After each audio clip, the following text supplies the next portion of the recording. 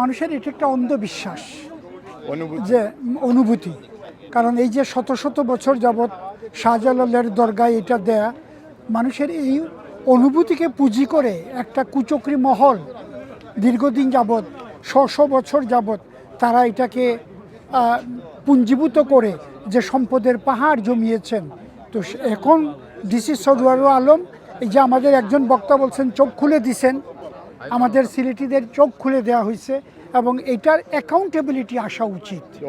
এই পয়সাটা জবাবদিহিতার আওতায় আসবে এবং অ্যাকাউন্টেবিলিটি কোথায় খরচ হচ্ছে, কিসে খরচ হচ্ছে, এবং মূলত কিন্তু এই জিনিসটা বের হতো না যদি ওই 30 কোটি টাকার প্রজেক্ট না আসতো। 30 কোটি টাকার প্রজেক্ট আসার কারণে 25 কোটি সরকার দিবে, 5 কোটি মাজার কর্তৃপক্ষ।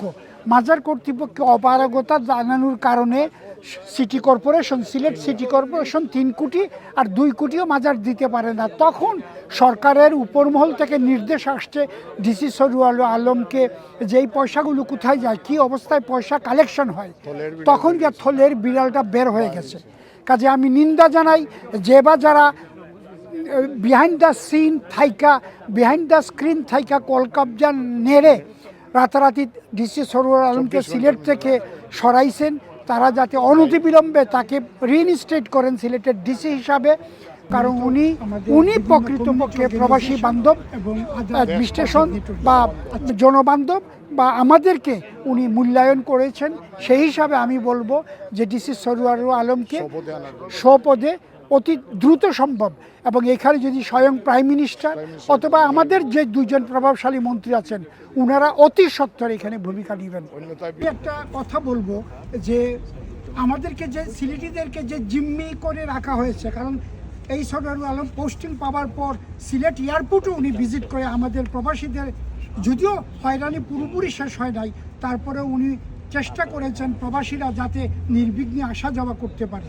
তো একের পর এক উনার যে প্রশংসনীয় উদ্যোগ এবং স্টেপ, ওগুলোকে যে বা যারা পছন্দ করে নাই তাদের ওই আগুনে ঘি ঢালার কাজটা হয়েছে। এবং একটু আগে আমি বলেছি যেটা 30 কোটি টাকার একটা প্রজেক্ট দরগার উন্নয়নের জন্য, ওই 30 কোটি টাকার 25 কোটি টাকা গভর্নমেন্ট দিবে, আর 5 কোটি টাকা দেয়া নিয়ে থলের বিড়াল কিন্তু বের হয়ে আসছে যে দুর্নীতি।